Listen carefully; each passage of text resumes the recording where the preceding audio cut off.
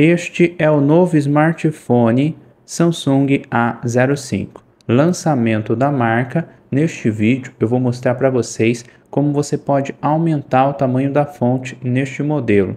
Pode ver o tamanho da fonte aqui nos ícones e aqui também na tela de configurações. Você vem aqui em configurações, depois seleciona a opção visor.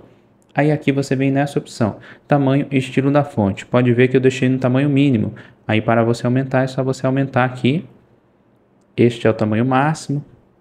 Vou voltar aqui, pode ver que ele já mudou. Vou voltar para a tela inicial. E aqui também aumentou o tamanho da fonte na tela inicial.